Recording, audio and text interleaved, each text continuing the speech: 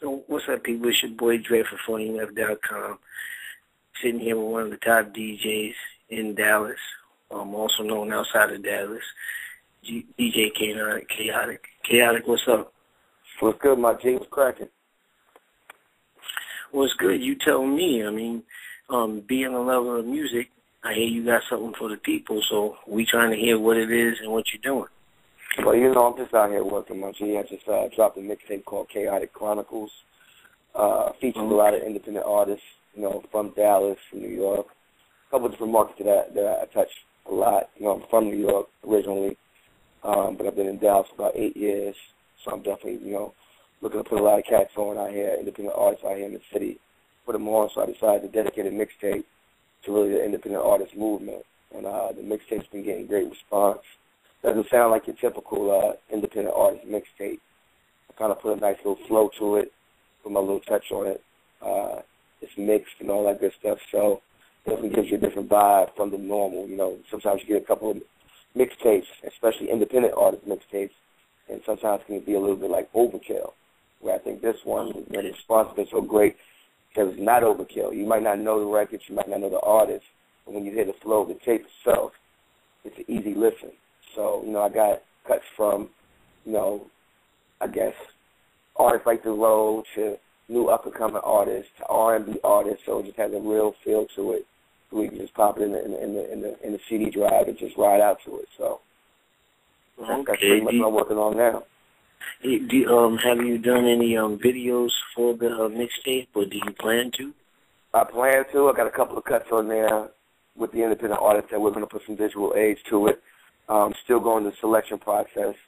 You know, one of the things I've been doing with a lot of the artists here is for them, you know, like anything in this game, some artists get tired of their songs, not knowing that, you know, just because their songs has saturated one sector of the market doesn't mean everybody's heard your music. So a lot of records that are on there may be, you know, 6 months, 8 months old in this market, in this region. And they don't realize, like, the mixtape is circling in Florida. You know, a lot of Miami cats downloaded it. In Oklahoma now. My Bay Area cats is definitely supporting it.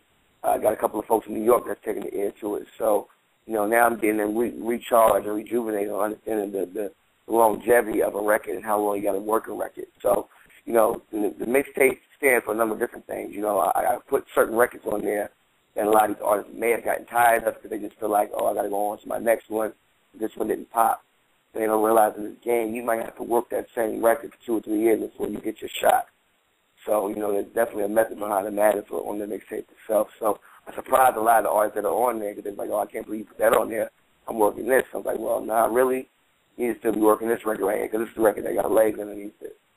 So it's more of just a mixtape. It's kind of just guiding and doing a little A&R work for a lot of these artists that don't understand the music game and how long it takes to actually get out there and get your music exposed. You know, the same thing for me as being a DJ. You know, I'm probably rated one of the top DJs in Dallas or Texas as a whole. But, you know, I can go home right now to New York, and some cats may not know who I am. I can go to Miami right now. Some cats may not know who I am. Nevertheless, you know, I got one of the biggest clubs in the state of Texas. I touch 7,000 people weekly. But with that being said, there's still people that don't know who I am. So the same way I tell these artists to work their records and the music they got going on, the same way I'm working my brand. Mm-hmm. One thing I realized, too, like, me myself, I've heard a lot of music, you know, over the years.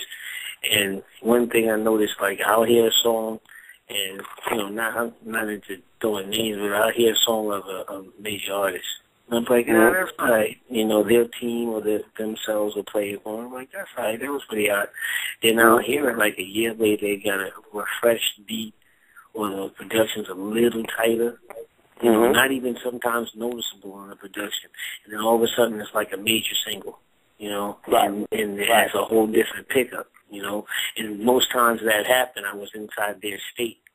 So, you know, I just validate what you just said. Like, when sometimes even the major artists, when they come out, they usually drop it at home first, or they drop it at a college party or something, and they be like, this is all right. By the time it started picking up massive radio spins, and they put up, you know, they put the visual aid to it, like you said, and it's this major single. It's usually a a good amount of time later on, you know. Yeah, I mean, the music game is real funny, and, you know, I think for any and all independent artists that are out there trying to get into the game, you got to understand, you know, you got to work your craft and work those records. You know, I'm not, you know, you get a lot of yes men out here, you get a lot of yes DJs, you know, they nod their head and say, yeah, that's a hit, or that's jamming. You got to be honest with your friend that's trying to be an artist. You got to be honest with the artist that you're working with. Well, I know there's a lot of artists that I work with, and they'll ask me to do a mixtape with them, and I'll be like, nah, like, you know, because my brand has to be protected the same way that artist brand needs to be protected. So Kayotik Chronicles is definitely more of a trilogy. It's my variation of how Drama does the Gangsta Grills. You know, I came up with the concept and figured out this is what I'm a brand as my trademark of mixtapes. So in that, you know, the first installment was a dedication to the independent artist. I don't know where we'll go from there. You know, I may do one with a specific artist, maybe an indie, maybe a major. It just really depends. But looking at the processes that people have laid out, from the college to the dramas to the SNSs, you know, they've come up with their own variation of things. And, you know, the Gangsta Grill thing stuck out for me. I was like, you know what, I need to make a signature mixtape that I can stamp that's going to be, you know, that stands for different things. But, you know, the first installment, like I said, was to get those artists out there and understand and let them know to work your records and keep working your records. So I guess what you're saying is that this mixtape is going to probably have a few sequels to it then. The Kayotik Chronicles itself the Kayotik Chronicles name itself is going to continue on. You know, not saying that it's going to be volume 1, 2, 3 all the way up. You know, I don't know what number it'll stop at, but the imprint of it is going to remain. You know, I'm trademarking it and all that good stuff. So that part of it is going to remain. You know, Kayotik Chronicles, it may be Kayotik Chronicles, and then there's another name underneath it. But I'm going to, you know, run with that name because it just felt right. I feel like the Chronicles is whatever I'm working on, whether it be an artist, whether it be a number of different artists, whether it be just my individual mixtape. The Chronicles itself is like a compilation of what's going on in my mind, what I'm vibing to in my car, in my iPod, what I'm rocking with in the clubs, what I'm rocking with on the airwaves. So it just allows me to, you know, pick my own brain, and even if I'm working with an individual artist, pick that artist's brain. So I might come out with a Kayotik Chronicles R&B edition. You never know. It really depends on how I'm feeling. Oh, okay. One thing, if you had to tell an unsigned artist, what would it be? To encourage them unsigned artist? Or to direct them, yeah. First and foremost, be humble. Secondly, be hungry and aggressive. Third, focus on making timeless records. And what I mean by that is, you know, there's a lot of music out today. There's a lot of hits out today.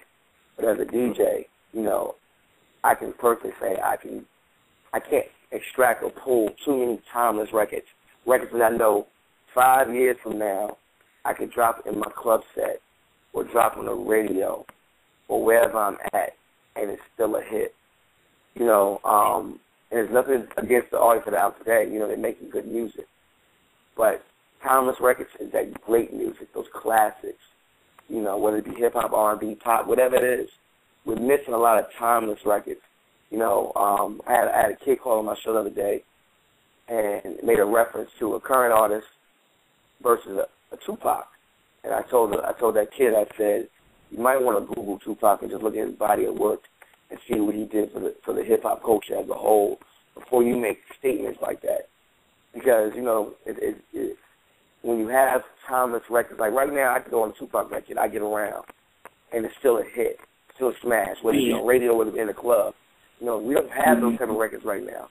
They're very few in between those type of records. So any new artist that's coming out now, I would say focus on trying to make, you know, not just a hit, you know, a timeless record. You know, I think some people getting caught in the hype of making the iTunes record or the record that's going to go right now and get me on the radio. That's cool, but if you notice, those artists that have done that the last few years, you know, now it's the where are they now? They're nowhere to be found. So, you know, and I'm talking about major artists that had major songs out, whether they've been bubblegum shop songs or not. They were major artists with major deals, making major money, iTunes going crazy, etc., ringtones, all that good